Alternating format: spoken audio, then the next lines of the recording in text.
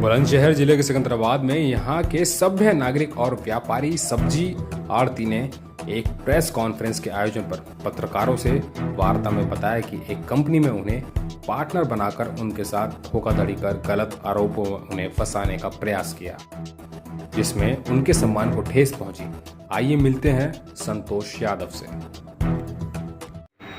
यादव जी, इस press conference को आयोजित करने के पीछे कारण जान पाएंगे?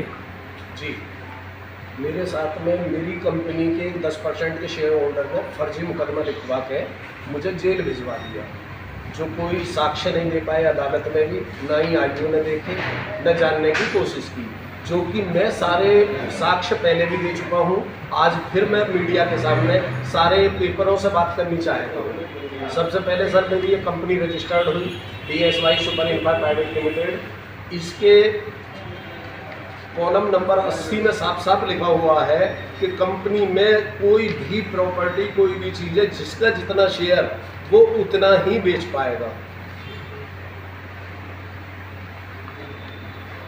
कंपनी जो वो दूसरा झूठ बोल के गए कि उन्होंने बनाया, मुझे साझी की, कंपनी मेरे घर के पते पे GST रजिस्टर्ड है। मैंने बनाया।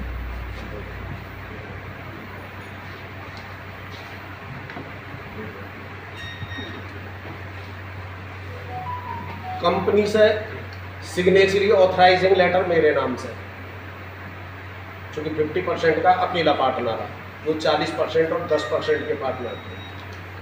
कंपनी की डील हमारी हुई अल्ट्राटेक सीमेंट कंपनी से। ये company head mister Prabhakar Joshi, उन्होंने एग्रीमेंट किया मेरे नाम से, कंपनी के नाम से। बैनामा मेरे दूसरे पार्टनर डायरेक्टर ने कराया कंपनी के नाम। जब कंपनी के नाम बैनामा हो गया और कुछ अपनी उन्होंने प्लानिंग बना के तय ये हुआ कि हम ये प्लाटिंग के लिए कॉलोनी रजिस्टर्ड कराएंगे, मगर नहीं कराए। गोल मोल करते हुए अपने हाथ का नक्शा बना के उस पर लगभग आधे प्लाट बेच लिए। जब मुझे जानकारी हुई तो मैंने ये ऑब्जेक्शन रजिस्ट्री ऑफिस में लिखित में दिया, उसकी रसीद ये रही। उसके बाद उन्हें जब पता पड़ा है इस सब का, तो प्रधान जी हैं आप रामवीर सिंह शामली से, आपसे खुशामद करी कि हमने कई लोगों से पैसे ले रखे हैं, बैनामे करें। आपके कहने पर 2 बैनामे एक बार और 3 बैनामे एक बार करें, जिसके पैसे उन्होंने ही लिए। आप साक्षी हैं, वो लोग भी बुला लिए जाएंगे। उन्होंने लिए। इसके बाद फिर उन्होंने एक सज्जन से कहा, बहुत बुजुर्ग आदमी है, कि अब इसे मरवाना पड़ेगा। ये बात प्रूफ हो चुकी, आपके घर पंचायत हुई थी, जिसमें बड़े सम्मानित लोग हैं, जिनमें पूर्व बलबीर प्रमुख जी भी थे। उसकी हमने लिखित कप्तान साहब के यहाँ, CO साहब के यहाँ, कोतवाल साहब के यहाँ, और सारे कागजों के साथ में सारी रजिस्ट्री कर दी, बाई हैंड भी दी, रजिस्ट्री दी। इतने के बावजूद बची हुई जमीन के उन्होंने एक दिन में 25 जुलाई को ये 23 बैनामे कर दिए, अपनी पत्नी के नाम, अपने भतीजों के नाम, भाइयों के नाम, रिश्तेदारों के नाम, जो ये बैनामों की पूरी सूची है।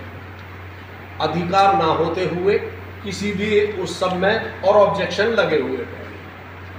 जब इतना सब हो गया तो उन्होंने षड्यंत्र के तहत अपने किस प्रभाव से या किस पावर से मेरे खिलाफ ये मुकदमा लिखवा दिया। इतने के बावजूद, जो कि आप वकील साहब हैं अतुल अग्रवाल जी, आपने बताया कि जब सिविल का मैटर चल रहा है तो नहीं हो सकता, तो हमने इसमें सिविल में मुकदमा डाल दिया था।